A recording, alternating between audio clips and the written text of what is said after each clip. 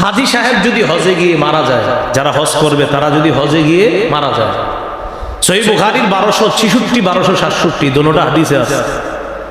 রাসূলুল্লাহ সাল্লাল্লাহু আলাইহি সাল্লাম আরাফার ময়দানে, নবীজি আরাফার ময়দানে আছে। বাইনামা রাজুলুন ওয়াকিফুন মা রাসূলিল্লাহ সাল্লাল্লাহু আলাইহি সাল্লাম বিআরাফা, এক ব্যক্তি নবীর পাশেই আরাফায় অবস্থান করতেছে। ইদ ওয়াকা আন রাহিলাতিহি, তিনি হঠাৎ তার বাহন থেকে পড়ে গেছে। ফাআকসাতহু, তার ঘাড় মচকে লোকটা মারা গেছে। ঘাড় মচকে লোকটা মারা গেছে, নবীজির পাশেই ছিল, বাহন থেকে পড়ে গেছে, পুরা লোকটা মারা গেছে। লোকটা যখন মারা গেছে, মারা যাওয়ার পর এবার তাকে গোসল দেওয়ার জন্য সাহাবায়ে কেরাম পেরেশান। নবী বললেন ইগসিলুহু বিমাইন ওয়া সিদরিন, বড়ই পাতা গরম পানিতে তোমরা সিদ্ধ করে লোকটাকে গোসল করাও। এরপরে বললেন আকাফিনুহু বিসাওবাইন, পুরুষকে কয় কাপড়ে কাফন দিবে? পুরুষকে কয়টা? 3টা। নবী বললেন কাফিনুহু বিসাওবাইন, তাকে 2 কাপড়ে কাফন দাও। কয় কাপড়? 2 কাপড়। হাজী সাহেবরা কয় কাপড়ে হজ করে? 2 কাপড়, মাথা খোলা থাকে। নবী কি বললেন? এই হাজীকে কয় কাপড়ে কাফন দাও? 2 কাপড়। ওয়ালা তুহান্নিতুহু, সুগন্ধি লাগাইবা না, হাজী সাহেবরাও সুগন্ধি লাগায় না। ওয়ালা তুখাম্মিরু রাসাহু, তার মাথা ঢাকবা না, হাজী সাহেবরাও কিন্তু মাথা ঢাকে না। তাহলে কি বললেন? গোসল করাও। 2 নম্বরে বললেন 2টা কাপড়ে কাফন দাও। 3 সুগন্ধি লাগাবা না। 4 তার মাথা ঢাকবা না। কেন? ফাইন্নাহু ইউবাসু ইয়াউমাল কিয়ামাতি মুলাব্বিয়া, কিয়ামতের ময়দানে এই ব্যক্তি যখন কবর থেকে উঠবে, লাব্বাইক আল্লাহুম্মা লাব্বাইক বলতে বলতে কবর থেকে উঠবে। তাহলে হজে গিয়া মরলেও লাভ না লস? লাভ, মানে যা করবেন সব লাভ। যত ভালো, ওখানে গিয়ে বাইচা যাবেন তাও লাভ, নিষ্পাপ শিশু, ওখানে গিয়ে মারা যাবেন তাও লাভ। 5 নম্বর যে মাধ্যম ছিল সেটা হলো আর্থিক এবং শারীরিক ইবাদত। যে ইবাদত আমরা সম্পদ দিয়ে করি, শরীর দিয়ে করি, এই ইবাদতটা হলো আর্থিক শারীরিক ইবাদত। অর্থ এবং শরীরের প্রয়োজন হয় যে ইবাদতে, এর সবচেয়ে শ্রেষ্ঠ দৃষ্টান্ত হলো হজ করা। হজ করতে শরীর লাগে, টাকাও লাগে। সূরা আলী ইমরানের 97 নম্বর আয়াতে আল্লাহ বলেন ওয়ালিল্লাহি আলান নাসি হিজ্জুল বাইতি মান ইসতাতাআ ইলাইহি সাবিলা, যেই মানুষ কাবা পর্যন্ত পৌঁছতে সক্ষম, সেখান থেকে আবার নিজের দেশে ফিরে আসতে সক্ষম, প্রয়োজনের অতিরিক্ত এই পরিমাণ অর্থ সম্পদ যার কাছে থাকবে, লিল্লাহ আল্লাহর জন্য, আলান নাস ওই মানুষের উপর হজ করা ফরজ। সহিহ মুসলিমের বর্ণনা 1373 নম্বর হাদিস, 1337 নম্বর হাদিসে আছে। রাসূলুল্লাহ সাল্লাল্লাহু আলাইহি সাল্লাম বিদায় হজে বলেন, অথবা রাসূলুল্লাহ সাল্লাল্লাহু আলাইহি ওয়াসাল্লাম অন্য সময়ে আলোচনা করেছেন, ফরিদা আলাইকুমুল হজ, তোমাদের উপর হজ ফরজ করা হয়েছে, ফাহুজ্জু, তোমরা হজ করো। অন্য বর্ণনা ইয়া আইয়ুহান নাস ইন্নাল্লাহা কাতাবা আলাইকুমুল হজ্জ ফাহুজ্জু, হে মানুষ তোমাদের উপর আল্লাহ হজ ফরজ করেছেন, অতএব তোমরা হজ করো। হাদিস দ্বারা বোঝা যায় যে যারা সামর্থ্যবান তাদের উপর হজ করা ফরজ। আয়াত থেকেও স্পষ্ট সামর্থ্যবানদের জন্য, যাদের সক্ষমতা আছে কাবা পর্যন্ত পৌঁছার, প্রয়োজনের অতিরিক্ত এই পরিমাণ অর্থ সম্পদের মালিক যদি থাকে, তো তাদের উপর হজ করা ফরজ। এই কথা বলার পর এক সাহাবী দাঁড়ায় বললেন, আকুল্লা আমিন ইয়া রাসূলুল্লাহ, হুজুর হজ কি প্রতি বছর? রাসূলুল্লাহ সাল্লাল্লাহু আলাইহি সাল্লাম চুপ রইলেন, কিছু বললেন না। হাত্তা ক্বালাহা সালাসা, এই কথাটা 3 বার বললেন, হুজুর হজ কি প্রতি বছর? নবী 3 বারই তার কথা শুনলেন, কোনো জবাব দিলেন না, চুপ রইলেন। 3 বার বলার পর রাসূল সাল্লাল্লাহু আলাইহি সাল্লাম বললেন, লাউ কুলতু নাম লা ওয়াজাবাত, তোমার প্রশ্নের জবাবে আমি যদি বলতাম হ্যাঁ, তুমি যে বললা প্রতি বছর হজ ফরজ, আমি যদি বলতাম হ্যাঁ, তাহলে প্রতি বছরই হজ ফরজ হয়ে যেত। ওয়ালা মাসতাতাতুম, আর এটা তোমরা আদায় করতে সক্ষম হতে না। আমি হ্যাঁ বলে ফেললে সামর্থ্যবানদের জন্য প্রতি বছর হজ করা ফরজ হয়ে যেত। যারুনি মা তারাকতুকুম, আমি তোমাদের কাছে যা রেখে যাই, তোমাদেরকে যা দিয়েছি, এই ব্যাপারে প্রশ্ন করা থেকে তোমরা বিরত থাকো, আমাকে ছেড়ে দাও, বেশি প্রশ্ন করবা না। ফাইন্নামা হালাকা মান কানা ক্বাবলাকুম বিকাসরাতি সুআলিহিম মুখতিলাফিহিম আলা আমবিয়াইহিম, তোমাদের পূর্ববর্তী জাতি বেশি প্রশ্ন করার কারণে, নবীদের সাথে মতভেদ করার কারণে ধ্বংস হয়ে গেছে। আমি যতটুকু বলছি ততটুকু গ্রহণ করো, বেশি প্রশ্ন করবা না। ক্ষেত্র বিশেষ প্রশ্ন করা ভালো, ক্ষেত্র বিশেষ প্রশ্ন করা গজবের কারণ হয়। কিছু বিষয়ে প্রশ্ন করা ভালো, আবার কখনো কখনো প্রশ্ন নবী যদি বলে ফেলতেন যে হ্যাঁ, তাহলে কত মারাত্মক বিষয় হয়ে দাঁড়াইত। এই জন্য যারা প্রশ্ন করবে এদেরও বোঝা উচিত যে কোন প্রশ্নটা করা দরকার, এদেরও এই বিষয়গুলা বোঝা দরকার, কোন জাতীয় প্রশ্ন করা উচিত দরকার। এই সেন্স আল্লাহর কাছ থেকে চেয়ে নেওয়া দরকার যে আল্লাহ আমার এমন বুদ্ধি দেন যে বুদ্ধিতে আমার মাথায় এটা আসে যে আসলে কোন প্রশ্নটা করা দরকার, এরকম বুদ্ধি আল্লাহর কাছে চাওয়া। না হয় উদ্ভট মার্কা প্রশ্ন দিনের পর দিন আপনার মাথায় আসতে থাকবে। আবু দাউদ শরীফের 1721 নম্বর হাদিস, রাসূলুল্লাহ সাল্লাল্লাহু আলাইহি সাল্লামকে তার সাহাবী আকরা ইবনে হাবিস রাদিয়াল্লাহু তাআলা জিজ্ঞাসা করলেন, আল হাজ্জু ফি কুল্লি সানাতিন আও মাররাতান ওয়াহিদা, হুজুর হজ কি প্রতি বছর নাকি একবার? নবী বললেন, বাল মাররাতান ওয়াহিদা, হজ যাদের উপর ফরজ হয় জীবনে একবারই ফরজ হয়, একবার আদায় করলেই সে ফরজ আদায় হয়ে যায়। ফামান জাদা, এরপরে যদি কেউ অতিরিক্ত করে, ফাহুয়া তাতাব্বুউন, এটা হবে নফল। কেউ যদি অতিরিক্ত করে এটা হবে নফল। হজ যাদের উপর ফরজ হয়েছে এখনো করেন নাই, তাড়াতাড়ি করে ফেলেন। হজের টাকা জমিয়েছেন যারা, এবং ওই পরিমাণ টাকা হয়ে গেছে আপনার, কিন্তু আপনি কেন যেন হজে যাচ্ছেন না, বা কোনো কারণে আপনাকে কেউ নিষেধ করতেছে যাইতে, আপনি এটা শুনেন না, আপনি তাড়াতাড়ি হজ করেন। ইবনে মাজার 2883 নম্বর হাদিস, 2883, এই হাদিসে রাসূল সাল্লাল্লাহু আলাইহি সাল্লাম বলেন, মান আরাদাল হজ্জ ফালইতাআজ্জাল, যে হজের ইচ্ছা করেছে সে যেন তাড়াতাড়ি হজ করে। ফাইন্নাহু ক্বাদ ইয়ামরাদুল মারিদ, হতে পারে সে অসুস্থ হয়ে যাবে। আপনি হজের নিয়ত করেছেন কিন্তু বারবার খালি মিস করতেছেন, যাবেন না, হতে পারে আপনি অসুস্থ হয়ে যাবেন। ওয়া তাদিল্লুদ দাল্লা, বাহন হারিয়ে যেতে পারে। প্রয়োজনীয় আসবাবপত্র, সামানা, বাহন ইত্যাদি আপনার হারিয়ে যেতে পারে। ওয়া তারিদুল হাজা, অথবা এমন কোনো প্রয়োজন সামনে আসবে যেই প্রয়োজনের কারণে আর হজে যেতে পারবেন না। করোনার আগে অনেকে টাকা জমাইছে হজে যাবে, করোনার বছর আর হজ করতে পারলো না। আত্মীয় স্বজনের অভাব অনটন দেখা মানুষগুলা ওই টাকাগুলা তাদেরকে দিছে, আর দেওয়াটাই ছিল ওই সময় সঠিক, তাদেরকে টাকা বিলিয়ে দেওয়াটাই সঠিক ছিল। কিন্তু দেখেন এই যে প্রয়োজনটা আসবে, করোনা যে হবে আর হজ যে হবে না, এটা তো আমরা কেউ জানতাম না। তো এই জন্য রাসূল বললেন, তারিদুল হাজা, প্রয়োজন এসে যাবে যে প্রয়োজনের কারণে তুমি হজ করতে পারবে না। এই জন্য রাসূলুল্লাহ সাল্লাল্লাহু আলাইহি সাল্লাম বললেন, হজ যাদের উপর ফরজ হয়েছে আর যারা ইচ্ছা করেছো তাড়াতাড়ি করে ফেলো, দেরি করবা না। আব্দুল্লাহ ইবনে আব্বাস রাদিয়াল্লাহু তাআলা আনহুমার বর্ণনা, মুসনাদে আহমদের হাদিস 2867 নম্বর হাদিস। এই হাদিসের মধ্যে আসছে, তিনি বলেন, তাআজ্জালু ইলাল হজ্জি ইয়ানি আল ফরিয়্যা, তোমরা তাড়াতাড়ি হজ করো, অর্থাৎ ফরজ হজ। এই হজ তোমরা তাড়াতাড়ি আদায় করো, ফরজ হজ তাড়াতাড়ি আদায় করো। ফাইন্না আহাদাকুম লা ইয়াদরি মা ইয়ারিদু লাহু, তোমাদের কেউ জানে না তার সামনে কি এসে যেতে পারে, কোন প্রয়োজন তার সামনে এসে যাবে, এটা কারো জানা নাই। তাই তোমরা তাড়াহুড়া করে হজ আদায় করো।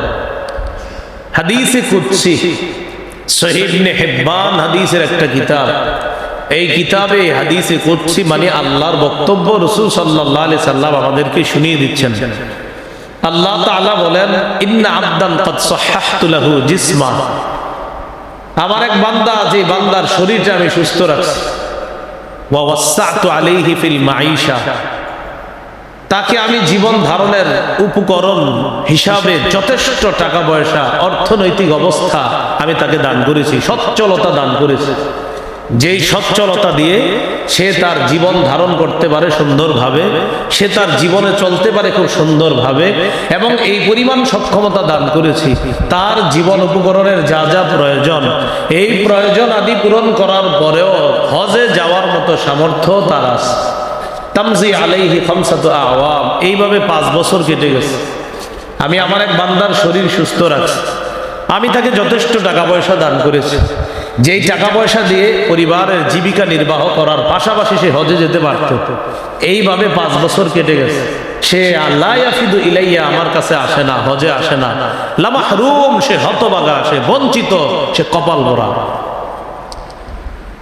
আমি আমার বান্দাকে সামর্থ্যবান বানাইলাম, এইভাবে 1 বছর, 2 বছর, 3 বছর, 5 বছর কেটে গেল। ওরে আমি ডাকি, ও আসে না, ও আসে না। লা মাহরুম, বঞ্চিত, হতভাগা। তো যারা হজের নিয়ত করেছেন, হজ আদায় করে ফেলেন। হজ যারা ফরজ ছিল, দেখেন অনেকে এরকম মানুষ আছে, হজ ফরজ হয়েছে, কোনো কারণবশত বা অলসতার কারণে হজ করে নাই, এখন ওই বেটার কাছে টাকা নেই, এখন চাইলেও হজে যেতে পারতেছেন। আল্লাহ আমাদের সকলকে হজের গুরুত্ব বুঝার তৌফিক দান করেন।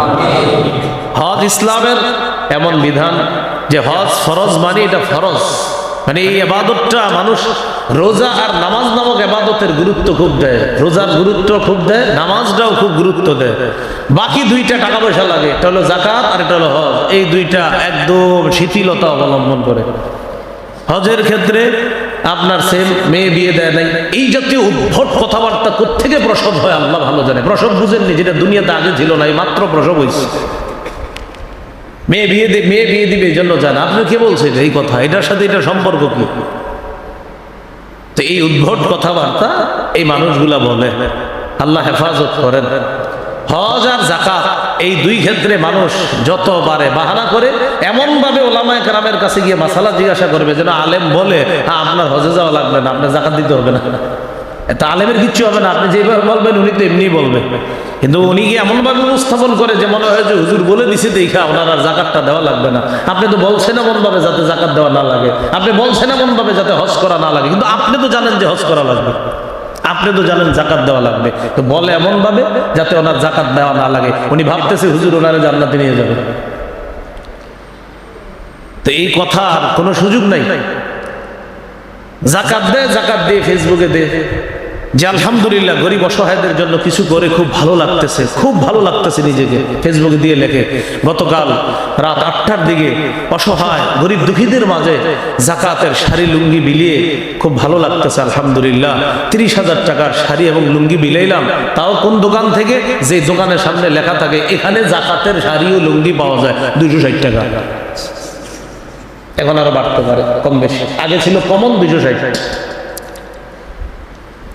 তো এইভাবে উনি খুব খুশি এবং ফেসবুকে দিচ্ছে, আমার ভালো লাগতেছে তাদের জন্য কিছু করতে পেরে।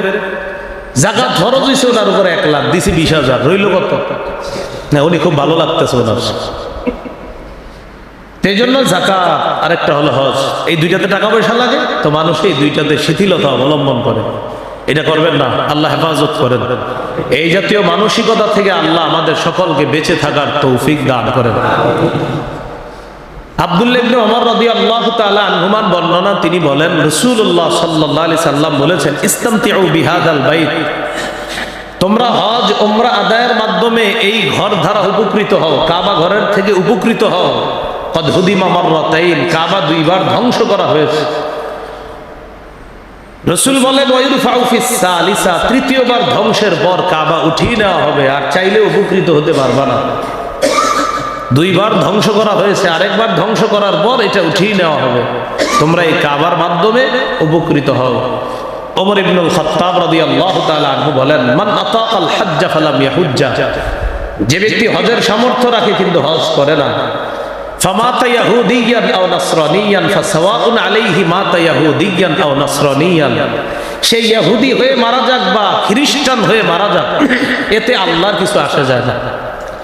যে ব্যক্তি হজের সামর্থ্য রাখে, হজ করে না, সে ইহুদি হয়ে মরুক বা খ্রিস্টান হয়ে মরুক, এতে আল্লাহর কিছু আসে যায় না। তো যেতে মন চাইভাবে মর। আল্লাহ আমাদেরকে হেফাজত করেন, বুঝার তৌফিক দান করেন। অনেকে আবার হজ না কইরা নিজের সন্ন্যাসগিরি দাবি করে, যে আমি সন্ন্যাসী, এজন্য আমি হজে যাব না।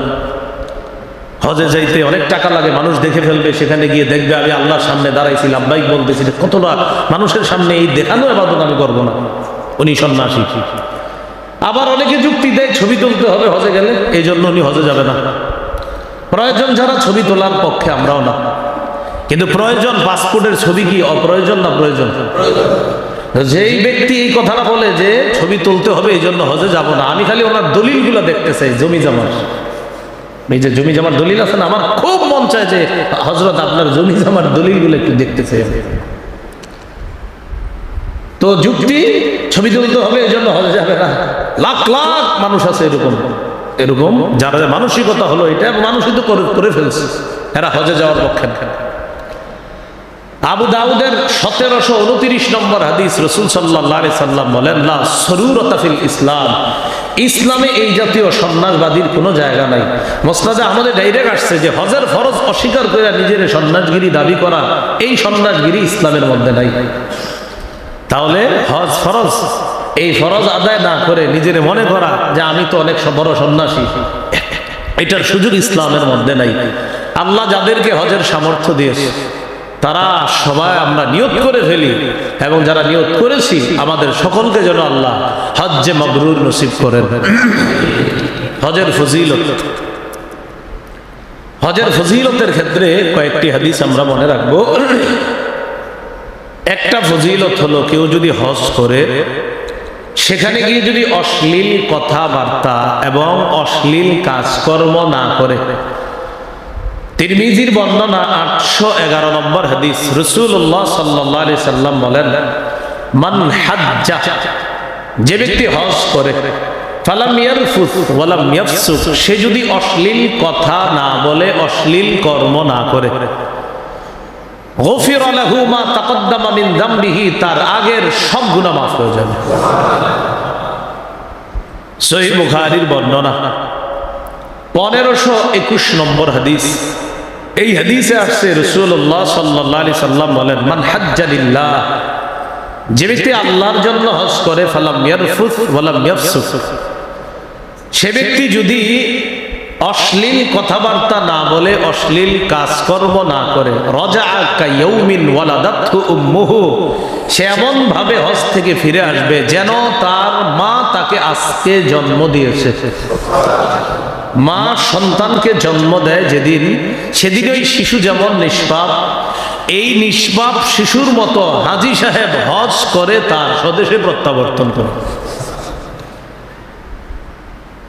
মুসনাদে আহমদের আরেকটা বর্ণনা আসছে, রাসূল সাল্লাল্লাহু আলাইহি সাল্লাম বলেন, মান হাজ্জা, যে হজ করে, ফাকাদা মানাসিকা, হজের বিধিবিধানগুলো সঠিকভাবে পালন করে, ওয়া সালিমাল মুসলিমুনা মিন লিসানিহি ওয়া ইয়াদিহি, তার থেকে যদি অন্য হাজী সাহেবরা তার মুখ থেকে এবং হাতের কষ্ট দেওয়া থেকে নিরাপদ থাকে, হাজী সাহেব যিনি হজ করলো তার হাতের কষ্ট দেওয়া আর জবানের কষ্ট দেওয়া থেকে অন্য মুসলমানরা, অন্য হাজী সাহেবরা যদি নিরাপদ থাকে, রাসূলুল্লাহ সাল্লাল্লাহু আলাইহি সাল্লাম বলেন, গুফিরা লাহু মা তাকদ্দামা মিন যামবি, তার আগের গুনাহগুলো মাফ করে দেওয়া হবে।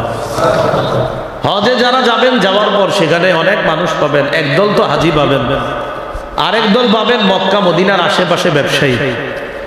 এই ব্যবসায়ী মুসলমানরা অথবা কোন অন্য দেশের কোন মুসলমান কিছু ক্রয় করতে আসছে, গরমে মাথা মেজাজ খারাপ থাকতে পারাটা স্বাভাবিক, কারণ আপনি এমন একটা পরিবেশ থেকে যাবেন যেই দেশে গিয়ে গরমে মানিয়ে নেওয়াটা একটু কষ্টকর হতে পারে আপনার জন্য। তা আপনি মেজাজ খারাপ করে কোনো মুসলমানের সাথে খারাপ আচরণ করবেন না।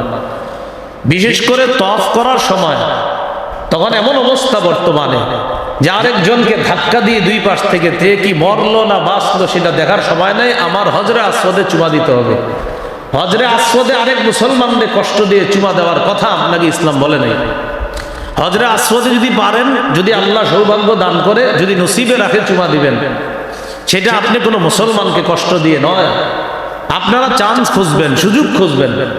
রাত 1টা, 1:30, 2টার দিকে কিছুটা কম থাকে, ওই সময় অবস্থাটা একটু নীরব থাকে, সবাই হোটেলে চলে যায় যার যার, কারণ সবাই একটু পরে আবার 2:30, 3টার দিকে আসবে, আইসা তাহাজ্জুদ পড়বে। এর আগে কিছুটা একটু কম থাকে, মানুষের ভিড় কম থাকে, তা আপনি অপেক্ষা করবেন, এশার সালাত আদায় করে বসে থাকবেন হারাবে, আর আসবেন না। তখন চান্স খুঁজবেন যে কখন সুযোগ পাওয়া যায়, ওই সময় দেখবেন আসতে গিয়ে আপনি সুন্দরভাবে চুমা দিতে পারবেন হজরে আসওয়াদকে। এই জন্য অন্য মুসলমানদেরকে কষ্ট দিবেন না। হজরে আসওয়াদে চুমা দিতে পারলে ভালো কথা, না পারলে কোনো সমস্যা নাই, কিন্তু মুসলমানকে কষ্ট দেওয়া যাবে না, অন্য মুসলমানকে। এই জন্য রাসূলুল্লাহ সাল্লাল্লাহু আলাইহি সাল্লাম বলেন, যে ব্যক্তি হজ করলো, হজের বিধিবিধানগুলা পালন করলো, আর তার মুখের এবং হাতের কষ্ট দেওয়া থেকে অন্য মুসলমান নিরাপদ থাকলো, তার আগের গুনাহগুলা মাফ করে দেওয়া হয়। সহিহ মুসলিমের বর্ণনা 121 নম্বর হাদিস। রাসূলুল্লাহ সাল্লাল্লাহু আলাইহি সাল্লামের সাহাবী আমর ইবনুল আস রাদিয়াল্লাহু তাআলা মারা যাবে অবস্থা, তার সন্তান তার পাশে, অন্যান্য সাহাবায়ে কেরামও তার পাশে, তার মুমূর্ষু অবস্থায় আশেপাশে মুসলমানরা, যেমন আমরা মুমূর্ষু রোগীর পাশে অনেক সময় যাই, তিনি কান্না করতেছে, তিনি পেরেশান যে আমি আখিরাতে কি নিয়ে যাব। তখন তাকে জানিয়ে দেওয়া হলো, আমা আলিমতা ইয়া আম, ও আমর তুমি কি জানো না নবী এই কথা বলছে, আন্নাল ইসলাম ইয়াহদিমু মা কানা ক্বাবলা, ইসলাম যে গ্রহণ করেছে তার আগের সমস্ত গুনাহগুলা ইসলাম মিটিয়ে দেয়। ওয়া আন্নাল হিজরাতা তাহদিমু মা কানা ক্বাবলাহা, হিজরত তার আগের গুনাহগুলা মিটিয়ে দেয়, ধ্বংস করে দেয়। ওয়া আন্নাল হাজ্জা ইয়াহদিমু মা কানা ক্বাবলাহু, আর হজ তার আগের গুনাহগুলাকে ইয়াহদিমু ধ্বংস করে দেয়, ধুয়ে মুছে সাফ করে দেয়। এই কথা বলে সাহাবায়ে কেরাম আমর ইবনুল আস রাদিয়াল্লাহু তাআলা আনহুকে সান্ত্বনা দিচ্ছিলেন। এইগুলো হজের ফজিলত। এবার শুনেন হজ্জে মাবরুরের ফজিলত। যারা হজে গেছে, আপনার রিলেটিভ আত্মীয় স্বজন, তাদেরকে বলবেন হজের আগে থেকে আল্লাহর কাছে বেশি বেশি দোয়া করো, যেন তোমাকে আল্লাহ হজ্জে মাবরুর নসিব করে। আপনিও আপনার আত্মীয় স্বজনের জন্য দোয়া করতে থাকেন। আপনার বাবা গেছে, মা গেছে, হয়তো আপনার চাচা গেছে, বা আপনার পরিবারের কেউ গেছে, তার জন্য দোয়া করতে থাকেন, আল্লাহ আমার ভাই গেছে, আমার আব্বা গেছে, আমার মা গেছে, তাদেরকে আপনি হজ্জে মাবরুর নসিব করে। হজ্জে মাবরুর কি জিনিস? এক সাহাবী রাসূল সাল্লাল্লাহু আলাইহি সাল্লামকে প্রশ্ন করলেন, ওমা বিররুহু ইয়া রাসূলুল্লাহ, হুজুর হজের মধ্যে আবার সদাচার জিনিসটা কি? মাবরুর বিররুন থেকে সদাচার। নবী বললেন, ইতআমুত তাআম ওয়া তিবুল কালাম, হজে গিয়ে ইতআমুত তাআম খাবার খাওয়ানো, অন্য হাজিকে মেহমানদারি করা, অতিবুল কালাম সুন্দরভাবে কথা বলা, এটা হলো বীর বা সদাচার। আর এই জাতীয় গুণাবলী হজের মধ্যে কোনো হাজির যদি থাকে, আশা করা যায় আল্লাহ তাকে হজ্জে মাবরুর নসিব করবে,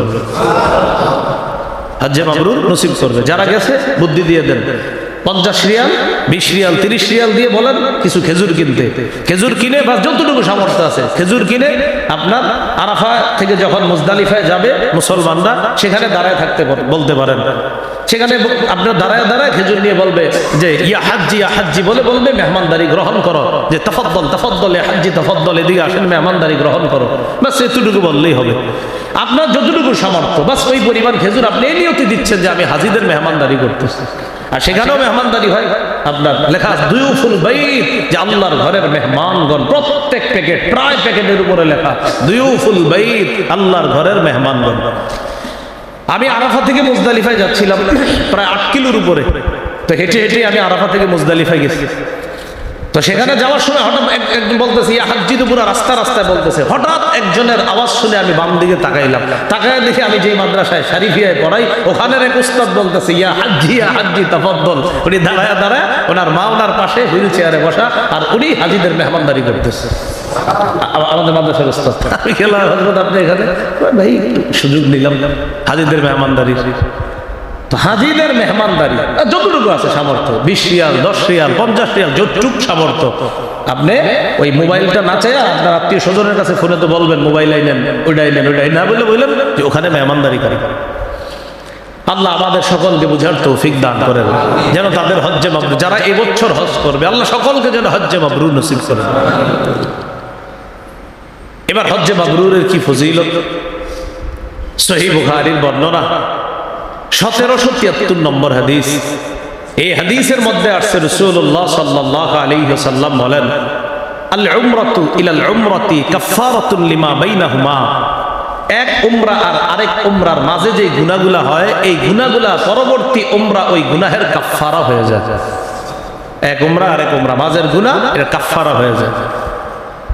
ওয়াল হজ্জুল মাবরুর লাইসা লাহু জাযাউন ইল্লাল জান্নাহ। নবী বলেন হজ্জে মাবরুর, এই হজ্জে মাবরুরের প্রতিদান বাস একমাত্র আল্লাহর জান্নাত।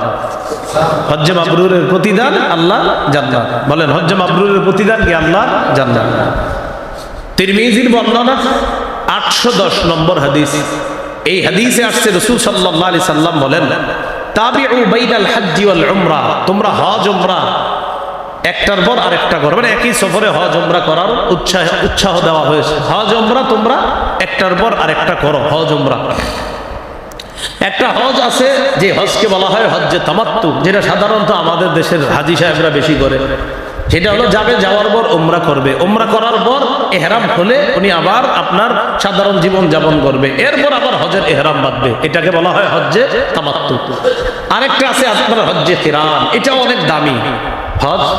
আমাদের সাথে যারা গিয়েছিলেন তাদের 3 জন হজ্জে কিরান করছে। হজ্জে কিরান হলো একই ইহরামে আপনি উমরাও করবেন আবার হজও করবেন, মাঝখানে ইহরাম খোলা যাবে না। কিরান মানে মিলানো, অর্থাৎ এক ইহরামে ওই আপনি যে কাপড়টা পরবেন, পরার পর আর খুলতে পারবেন না, একদম হজ শেষ হওয়ার পরে খুলবেন। উমরাও করতে হবে এটা দিয়ে, হজও করতে হবে এটা দিয়ে। এটা অনেক ফজিলতপূর্ণ হজ। রাসূলুল্লাহ সাল্লাল্লাহু আলাইহি সাল্লাম বলেন, তাবিউ বাইনাল হজ্জি ওয়াল উমরা। তোমরা হজ উমরা পরস্পর একটার পর আরেকটা আদায় করো। فإنهما ينفيان الفقر والذنوب كما ينفي الكير خبث الحديد والذهب والفضة।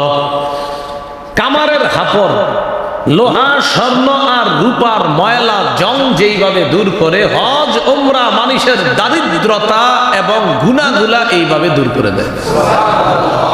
হজে গেলে টাকা খরচ হয় কিনা? আরে বলেন হয় কিনা? আল্লাহ কয় ধনী হয়, নবীজি কয় ধনী হয়। আমরা দেখি টাকা খরচ হয়, নবী কয় ধনী হয়।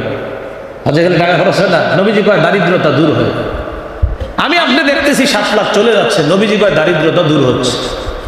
যাকাত দিলে টাকা কমে, আল্লাহ কয় বাড়ে। সদকা দিলে টাকা কমে, আল্লাহ কয় বাড়ে।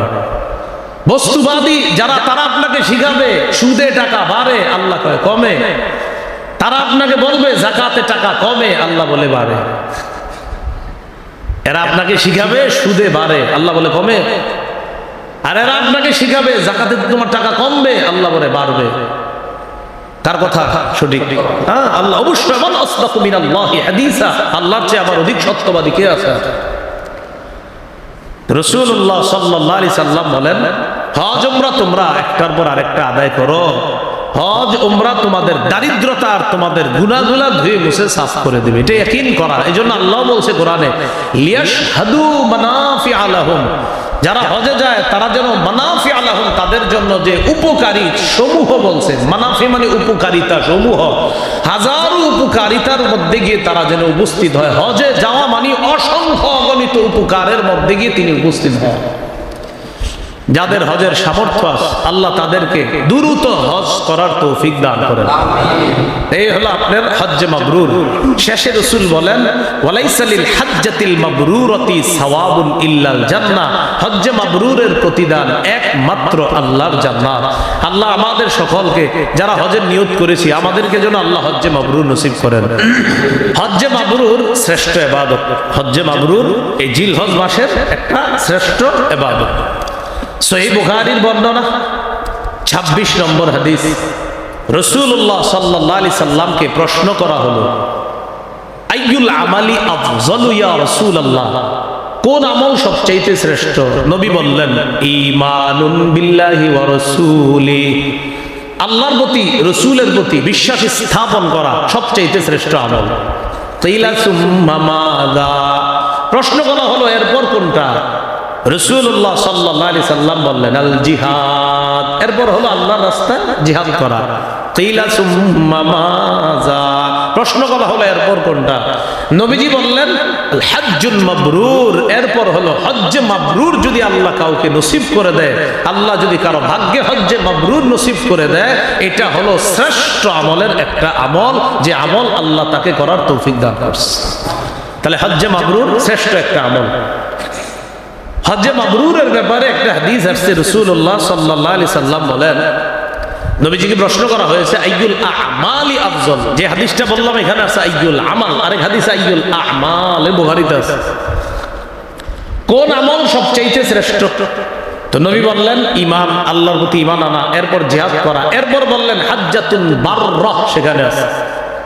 কয় হজ্জে মাবরুর এটা কেমন? কয় তাবদুলুস সাইরাল আমাল কামা বাইনা মাতলি'ইশ শামসি ইলাল মাগরিবিহা, সূর্যের উদয়স্থল অস্তস্থল মানে পূর্ব পশ্চিমের যেমন দূরত্ব, হজ্জে মাবরুর এমন ফজিলতপূর্ণ ইবাদত, অন্য আমলের মোকাবেলায় হজ্জে মাবরুরের তেমন দূরত্ব, এই পরিমাণ ফজিলত আল্লাহ তাকে দান করে।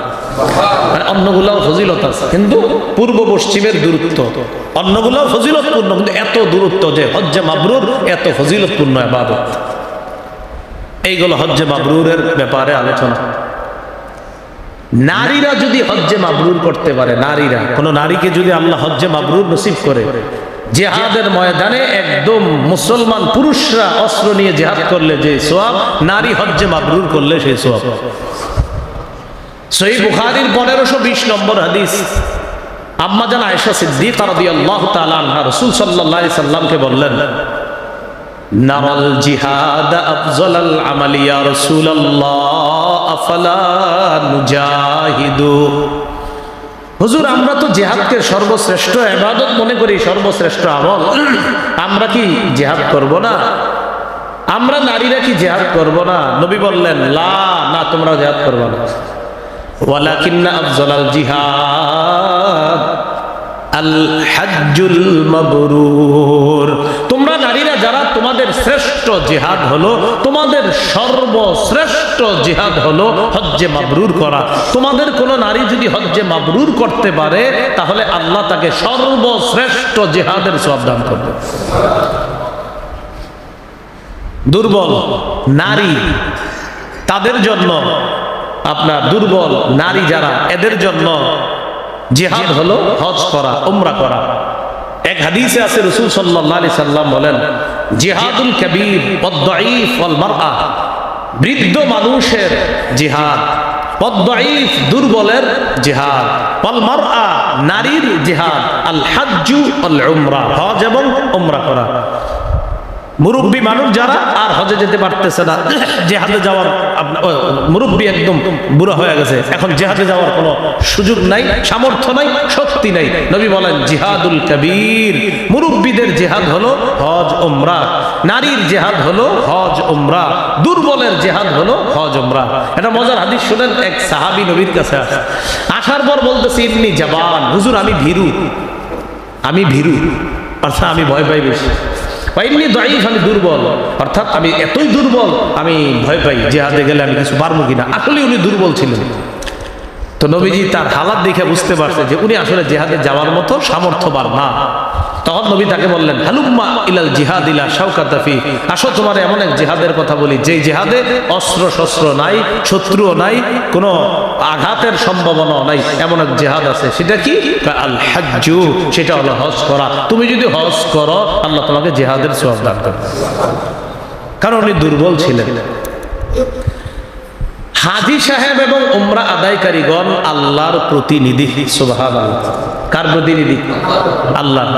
ইবনে মাজাহ 2892, 2893 দুই হাদিস, আরো অনেকগুলো হাদিসের মধ্যে আছে।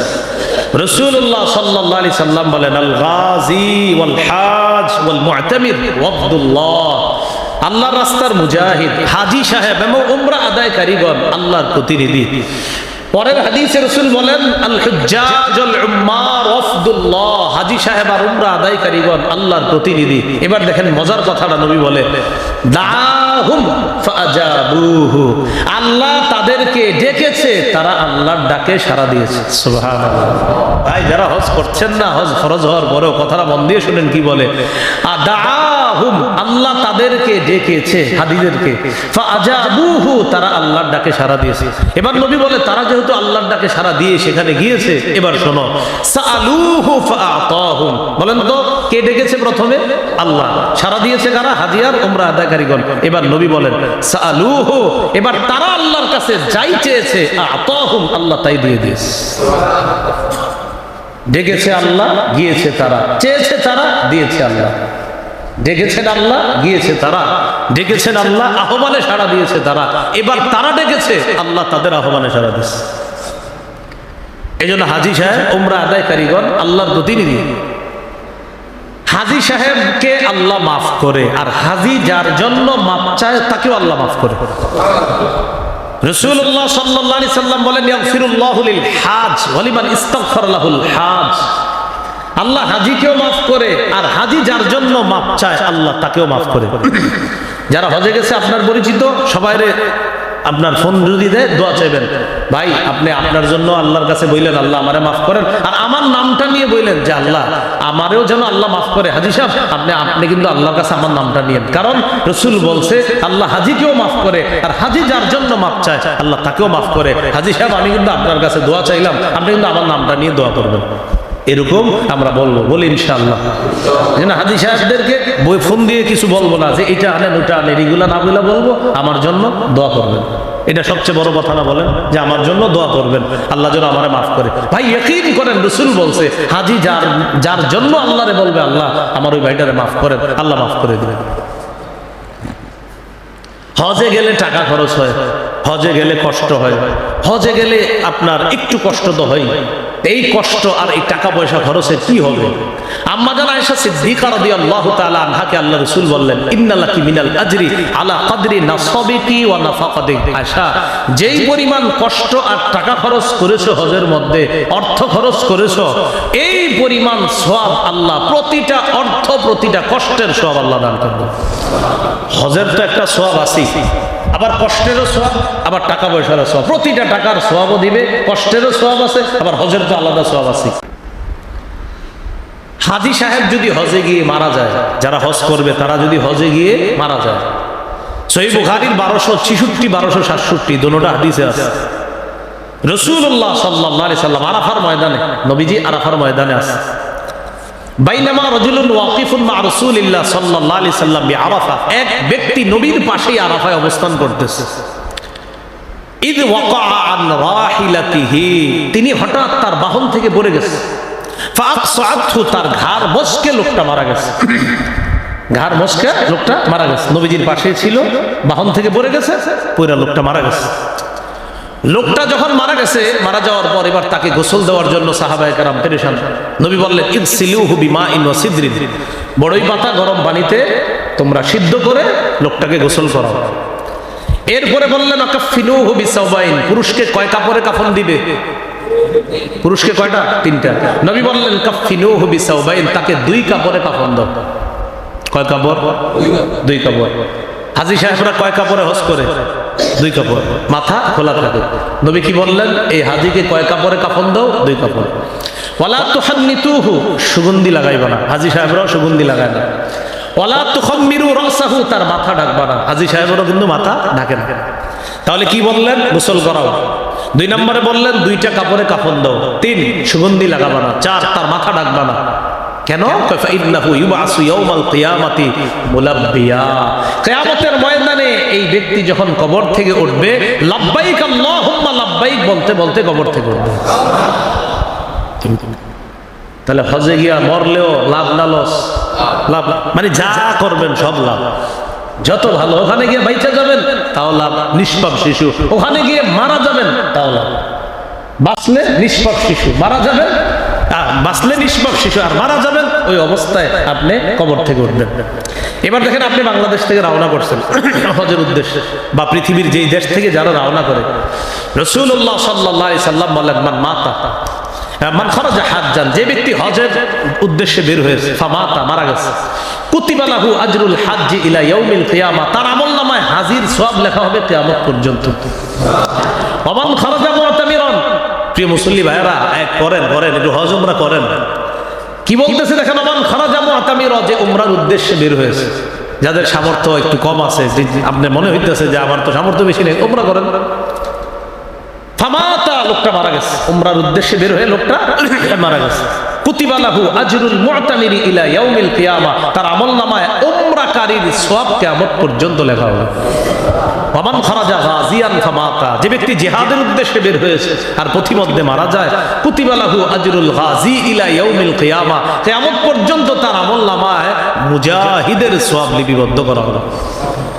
তাহলে বলেন তো, হজে গিয়ে বেঁচে থাকলেও লাভ, মারা গেলেও লাভ, বেঁচে থাকলেও লাভ, মারা গেলেও লাভ। বেঁচে থাকলে নিষ্পাপ, মারা গেলে ওই অবস্থায় আপনার কিয়ামত পর্যন্ত সওয়াব তো চলবেই, আবার কিয়ামতের ময়দানে ওই অবস্থায় আপনাকে উঠানো হবে। যদি হজে গিয়ে মারা যান তাহলে কাফনের অবস্থায়, তালবিয়া পাঠরত অবস্থায়, আর যদি সফরে মারা যান পথিমধ্যে, তো কিয়ামত পর্যন্ত সওয়াব বন্ধ হবে না। আল্লাহ আমাদের সকলকে, যাদের যেই পরিমাণ সামর্থ্য আছে, সামর্থ্য অনুযায়ী হজের নিয়ত এবং সামর্থ্য অনুযায়ী উমরার নিয়ত আমরা করে ফেলি। আল্লাহ আমাদের সকলকে তৌফিক দান করেন এবং সকলকে যেন আল্লাহ হজ করার তৌফিক দান করেন। তাহলে আমরা জানলাম হজে গিয়ে খরচ করলে, মারা গেলে কোনো লস নাই, লাভ আছে। এবার হজে গিয়ে যদি কেউ তালবিয়া পাঠ করে, লাব্বাইক আল্লাহুম্মা লাব্বাইক, লাব্বাইক লা শারীকা লাকা লাব্বাইক, ইন্নাল হামদা ওয়ান নি'মাতা লাকা ওয়াল মুলক লা শারীকা লাক, এটা যদি কেউ পড়ে, তিরমিজির বর্ণনা 827, 828, 829 সবগুলো হাদিস আছে। রাসূলুল্লাহ সাল্লাল্লাহু আলাইহি সাল্লাম বলেন, মা মিন মুসলিমিন ইউলাব্বি ইল্লা লাব্বা মান আন ইয়ামিনিহি ওয়া আন শিমালিহি মিন হাজারিন আও শাজারিন আও মাদারিন। কোন ব্যক্তি যদি তালবিয়া পাঠ করে, লাব্বাইক আল্লাহুম্মা লাব্বাইক, এই তালবিয়াটা পাঠ করে কোন ব্যক্তি, তার আশেপাশে যত গাছপালা, বৃক্ষ, রাজি, মাটি ইত্যাদি সবাই তার সাথে তালবিয়া পাঠ করে। সবাই তার সাথে কি পাঠ করে? তালবিয়া পাঠ করে। তো বলছিলাম, হজের যাদের সামর্থ্য হয়েছে আমরা নিয়ত করে ফেলি, আর যারা হজের সামর্থ্য হওয়ার পরেও এখনো কোনো কারণে শয়তানের ধোকায় চিন্তা করতেছেন, না না 7 লাখ, এরকম যারা দিয়ে আছেন এরকম করবেন না, আরো বাড়বে, আরো বাড়বে, সামনে 9 লাখ হবে, এরপরে আরো বাড়তে পারে। অতএব আপনি সামর্থ্য আছে, চলে যান। দেখেন, এটা কিন্তু আগে সহজ ছিল, এখন আপনি যদি সামর্থ্য থাকে তো চলে যান। আল্লাহ সকলকে বুঝার তৌফিক দান করে।